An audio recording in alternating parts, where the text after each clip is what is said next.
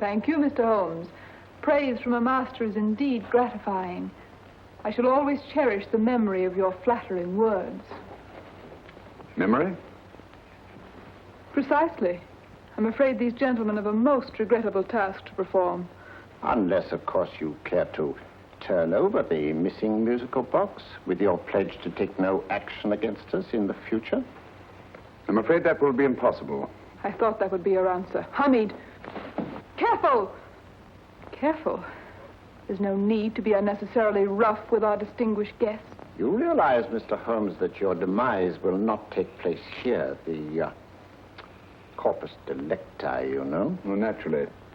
Shall we go? It's so fearfully awkward having a dead body lying about.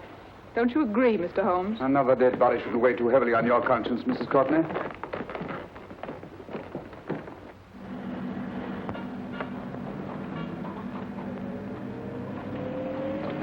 You mind if I have a cigarette? Don't see why not.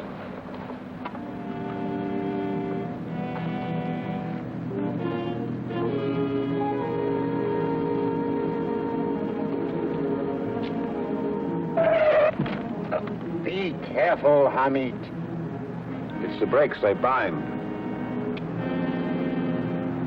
Thank you, Colonel Cavanaugh. It's very considerate of you.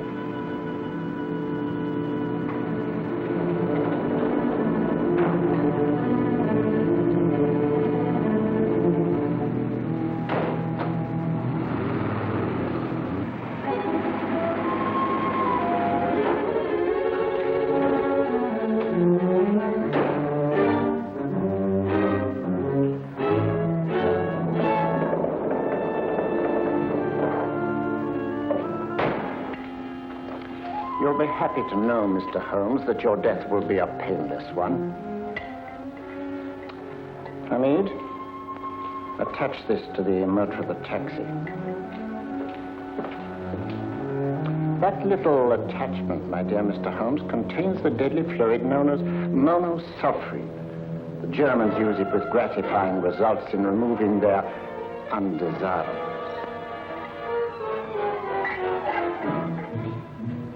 Start the motor.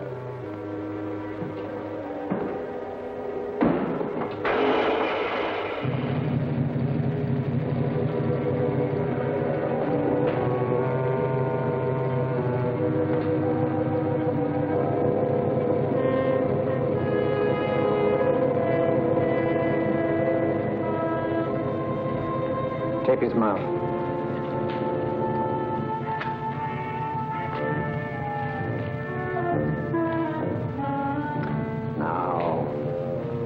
Up with him, Hamid.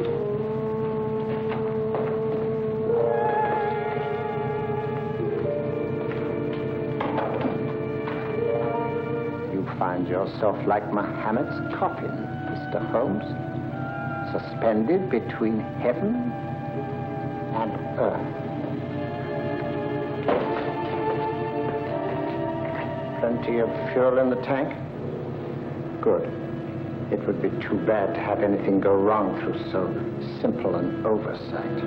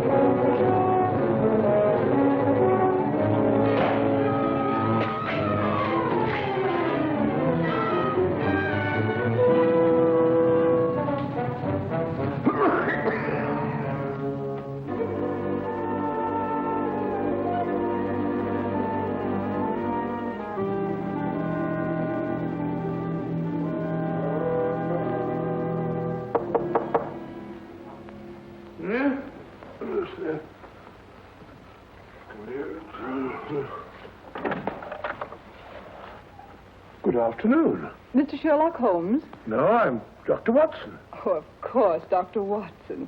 How stupid of me. Oh, so it's stupid of me. Won't you come in? Well, I really came to see Mr. Holmes. Oh, I'm afraid he's out. I don't know when he'll be back. Perhaps there's something I can do. Won't you sit down? Thank you. You know, Sherlock Holmes and I have been engaged on a great many cases. Oh, really? Yes, indeed. Well, as a matter of fact, this very moment we're involved in one of the most baffling... won't you tell me your trouble? I may be able to help you. It's very kind of you, Dr. Watson. Perhaps if I wouldn't be imposing too much. Imposing? Oh, there's no imposition. No imposition at all. A pleasure, I assure you. Now, tell me all about it, Miss Williams. Mrs. Williams. I live in Surrey, Dr. Watson, and I've come up to London in sheer desperation. My only sister has disappeared, and the local police seem utterly unable to find her. Well, Holmes and I solved a case exactly like that once. Very interesting, as far as I remember. I call it the adventure of the solitary cyclist. Oh, sorry. Now I come to think of it, it wasn't so very similar. Entirely different. I don't think what I was saying. Where were we? She's only 17, Dr. Watson, and until she disappeared last Thursday, she seemed to be in the best of spirits. Well, possibly a romantic entanglement? Oh, no, nothing of the sort. She left no note, didn't even pack a bag, no explanation. She just started to walk to the village from our house in broad daylight and simply vanished from the face of the earth. Oh, there. Might I have a glass of water? Please, glass of water. Have one in 1 minute.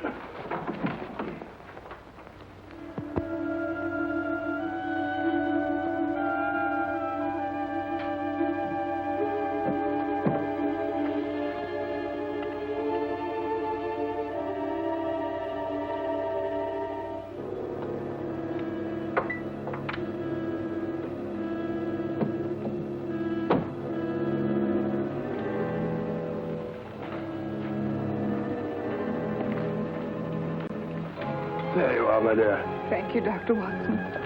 No, you're not to cry anymore. You must pull yourself together. Oh, I feel much better already knowing that you're going to help me. Oh, Dr. Watson, look! Good heavens!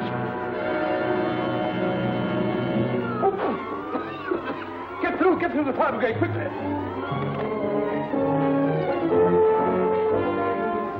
Haven't you a fire extinguisher?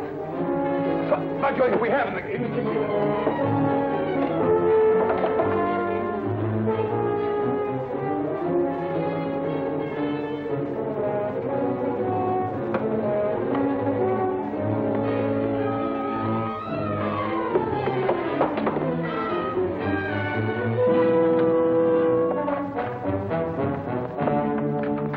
Don't you worry, Miss Williams. We'll have this thing out in no time.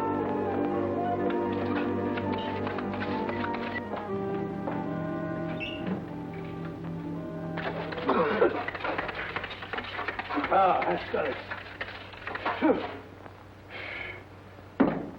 Get the mayor. Well, you see, there was no need for the fire brigade after all. I hope you weren't too frightened, Miss Williams. Oh, gone. That's the trouble with women. They always lose their heads in an emergency. Well...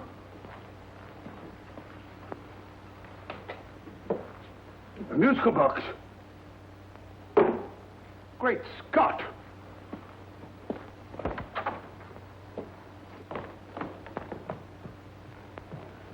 Well, good. And Holmes? By now, Mr. Holmes has no doubt exchanged his violin for a harp. Always assuming that heaven is his destination.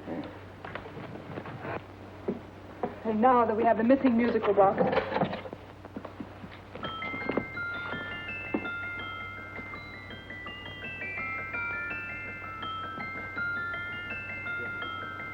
19th note.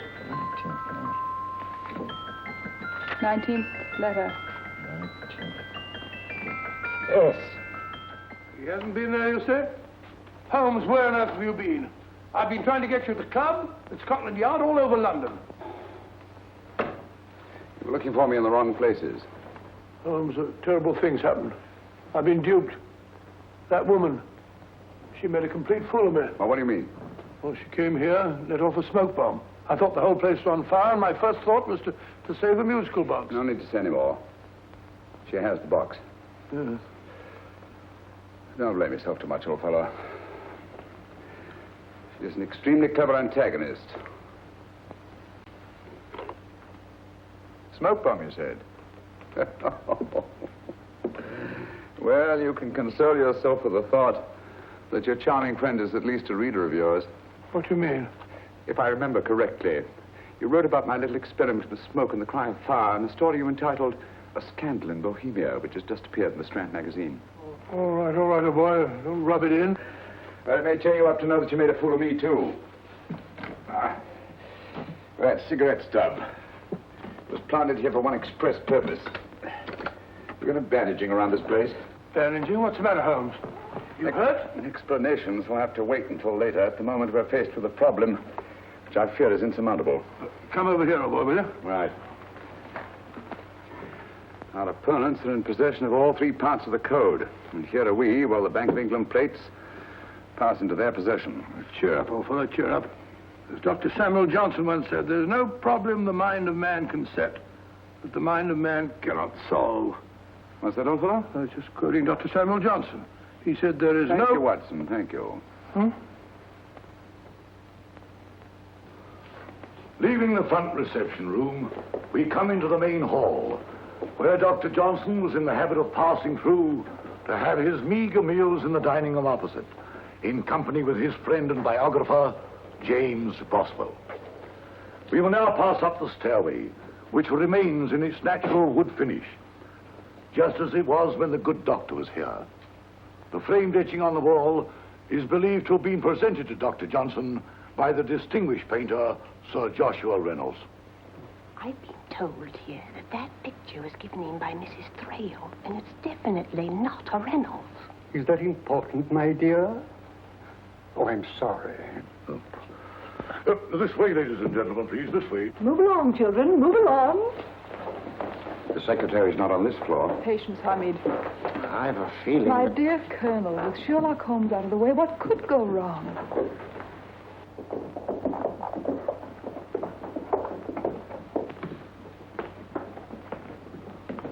And here we have the Garrett Library, in which Dr. Johnson wrote his famous dictionary, and in which you will see also many of the great man's books and other items of interest. Step forward, ladies and gentlemen, please, step forward. Standing in the corner is the secretary, which contains many of the original works by the literary genius. On this table, Dr. Johnson's cat, Hodge, used to sleep while his master worked. A strange thing about this cat, ladies and gentlemen, was its love of oysters. They do say that the dear doctor often went hungry to find the cat that delicacy. What a pity. Now we will visit the grey room, which is immediately below us, in which you will see the very bed in which Dr. Johnson died. What did he die of? Gout. Just gout. This way, ladies and gentlemen. Mind the steps, please.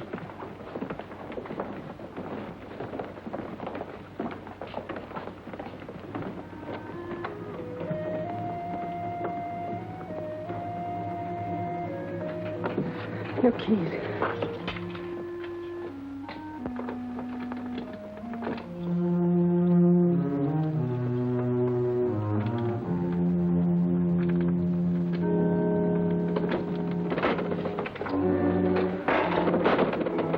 Third shelf up.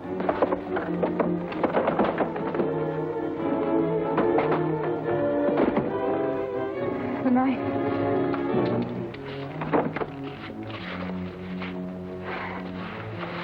Gentlemen, the Bank of England plates. Well, Mrs. Courtney, so we meet again. No, I shouldn't do that if I were you, Colonel Kavanaugh. I must congratulate you, Mr. Holmes. You're far more clever than I thought. Thank you, Mrs. Courtney. Praise from you is indeed gratifying. I shall always cherish the memory of your flattering words. Memory? Oh, thank you. And now I have a most regrettable task to perform.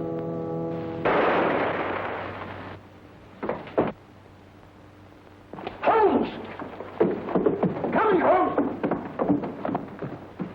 Holmes!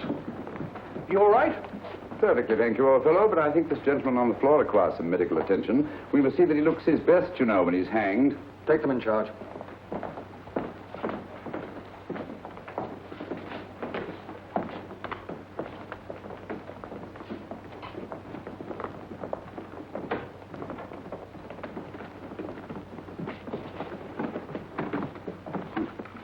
A brilliant antagonist. It's a pity her talents were so misdirected. Will you see that these plates are returned to the Bank of England, Inspector? I still don't understand how you solved it, Mr. Holmes. It's entirely due to Dr. Watson. He gave me the clue when he mentioned Dr. Samuel Johnson. Well, congratulations, Doctor. Oh, thank you, Inspector. I don't think I'd have done it entirely without Mr. Holmes' help, you know.